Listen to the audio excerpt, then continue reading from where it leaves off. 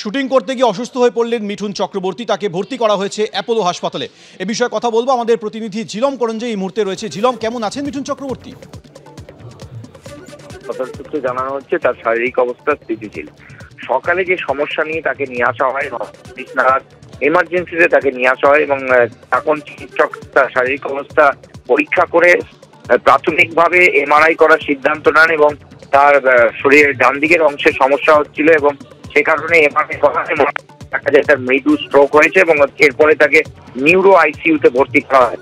হাসপাতালের তরফ থেকে জানানো হচ্ছে যে তার শারীরিক অবস্থার উন্নতি হয়েছে। সকালে যে পরিস্থিতি ছিল এখন আর সেটা নেই। তিনি স্বাভাবিক তরল খাবার খাচ্ছেন, কথা বলছেন, দেখা করতে অনেকেই এসছেন, যেমন অভিনেত্রী দেবশ্রী রায়, অভিনেতা এবং অনেকে এসছেন, পরিচালক রাজ চক্রবর্তী এসছেন, বিজেপি নেতা শ্রমিক ভট্টাচার্য। মাল্টিডিসিপ্লিনারি চিকিৎসকরা তাকে যাচাই করে দেখেছেন তার শারীরিক অবস্থা এখন স্থিতিশীল আছে, অনেকটাই উন্নতি হয়েছে। এবং তোমাকে জানিয়ে রাখবো যে ডক্টর দেবী শেঠিরও পরামর্শ হাসপাতালের তরফে বলা হয়েছে উদ্বেগের কোনো কারণ নেই এখন। ধন্যবাদ ঝিলম। ভালো আছে, কথা বলেছে, মানে স্টেবল, অ্যাবসলিউটলি স্টেবল। হ্যাঁ, কথা বলেছি, নাথিং টু ওয়ারি। আজকেই কেবিনে দিয়ে দেবে।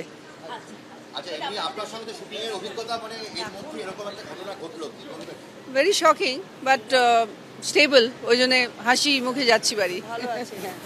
He is all right, he is absolutely all right, don't worry. কথা হয়েছে, ওকে, বাই। কেন্দ্রীয় হারে ডিএর দাবিতে এখনো অনড় সংগ্রামী যৌথ মঞ্চ। আগামী 22শে ফেব্রুয়ারি রাজ্য জুড়ে কর্মবিরতির ডাক দিয়েছে সংগ্রামী যৌথ মঞ্চ। 22শে ফেব্রুয়ারি রাজ্যের সমস্ত সরকারি অফিসে কর্মবিরতি হবে।